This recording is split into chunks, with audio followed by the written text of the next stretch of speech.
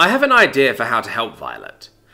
It's not exactly the kind of thing I think my science would expect of me, which is actually kind of hilarious. They're all expecting something big and complex, or some strange concept that makes no sense to them.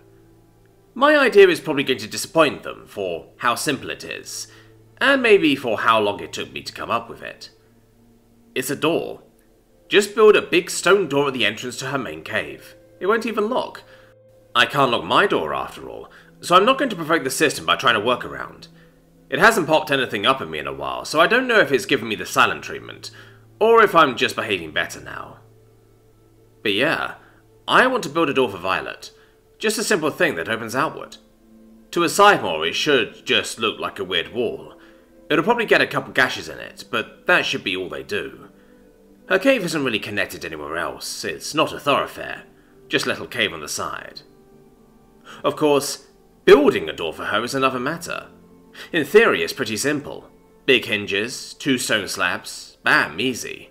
In practice, I need to make hinges strong enough to support a huge slab of rock, and still be able to move with the friction of all that weight. And I kinda need it to open outward, not inward. If it opens inward, a Scythemore could just push it open, which would be bad. I'll probably end up using something like a vault hinge for the 2 doors. At least, I think vault doors work like this. No, not a big gear that has to be rolled out of the way. Lowercase v-vault, like a bank. Basically, one entire side will be a hinge. Lots of points to hold weight, lots of stability.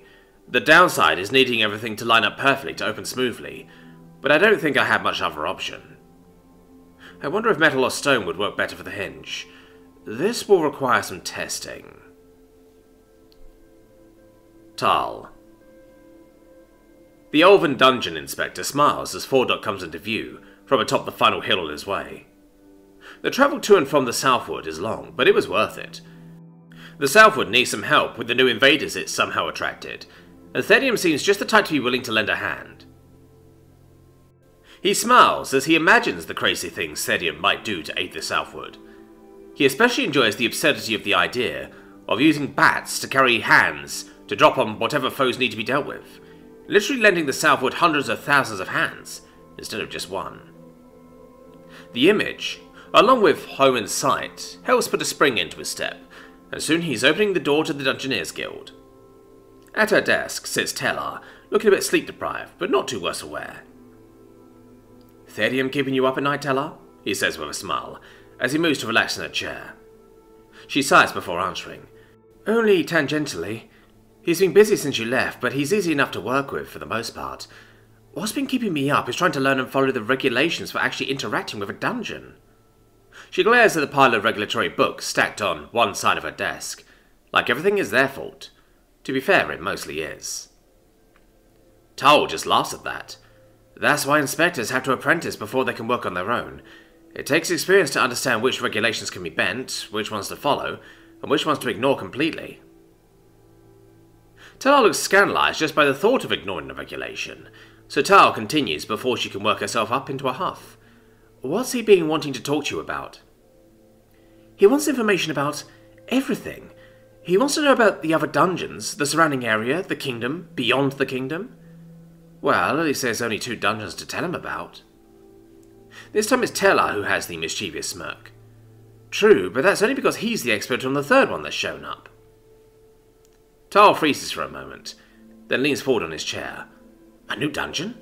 Do I need to go and inspect it?" "Eventually, but it's not too pressing. Thedium's voice told me he found a new dungeon in the deeps, and it only recently graduated from being nascent. Dungeon Thedium has been guiding it, and Rhonda and Freddy have been acting as provisional inspectors.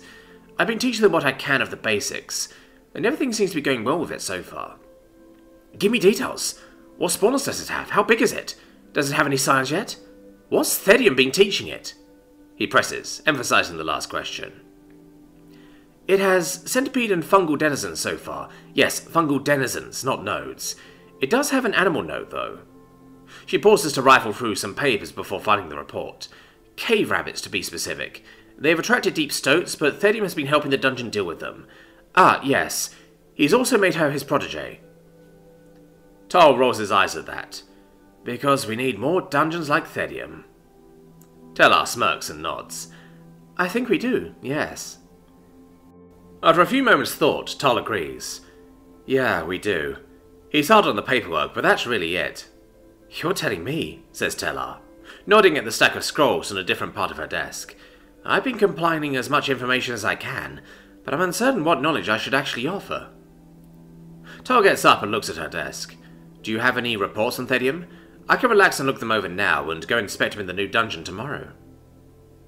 Tarl stands and hands him a couple of scrolls before heading towards the back rooms. Would you like any tea?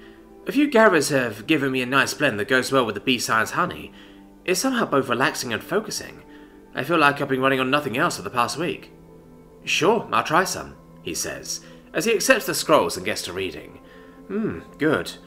None of his denizens nor dwellers were involved with the new dungeon for a while. Mentor and protege relationship established. Looking like a toy box in training, which could be interesting. There's a lot of good stuff to be had that far down, but most dungeons that deep are belligerent at best. Wolf Sign is a warden. Interesting. I haven't seen that title before. Usually it'd be a jailer or maybe inquisitor in charge of a prison. Jello has been seen on the surface. Odd, but she's peaceful enough, and earned enough of a reputation among the Crystal Shield followers that people leave her alone. Expeditions have been changing. Strange. But that lines up with wanting more information. B-Sign is involved in them, seems to be gathering samples of all sorts of things. I'll need to look into that tomorrow, then. Ah, thank you, he says with a smile at Tarl as she hands him a hot cup of tea. He takes a sip and is greeted with a gentle sweetness, alongside a bright and acidic undertone. Ah, that is nice, he says, and Tarl nods. Anything of particular note? She asks, and he shakes his head. Nothing so far, but I'm not too deep into it yet.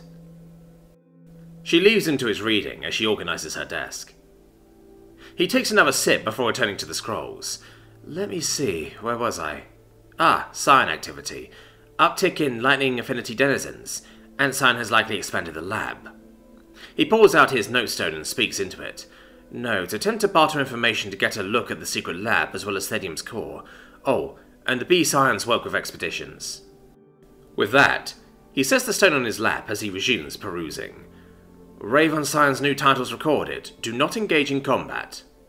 He laughs at how understated the official record is and what Poe can do. Oh, a new Scion? An Earth Elemental Scion named Slash, not Bash? He looks over to Tarl, who just shakes her head at his suggestion of a typo. Thedium probably has something weird planned for him already then. He squints as he looks at the next entry and reads it aloud. Rocky, Zombie Scion, Boxer, Affinities, Fate, Fire, Ice? Tarl just nods at that, but Tarl frowns. He has ice affinity now? She gives him a confused look. Hasn't he always? No, when I tested him, he only had fire. Have other ice affinity denizens been spotted? He flits through the scrolls or Tarl thinks before she shakes her head. I don't believe so. There have been some with mental transmutations, but nothing else with ice. Tarl frowns at the scrolls for a few more seconds. He's done something that I'm pretty sure is impossible. Tarl smirks at that, but it phases the inspector doesn't seem to share in the humour. Ice and fire are opposing affinities. A scion with both is rare but not unheard of. A scion gaining an opposing affinity, however, is. If it was alchemical, we'd see other denizens with it too. With this, though... He picks up his notestone once more. Note, ask and barter with Thedium from the knowledge of what he's done with Rocky, to grant him an opposing affinity.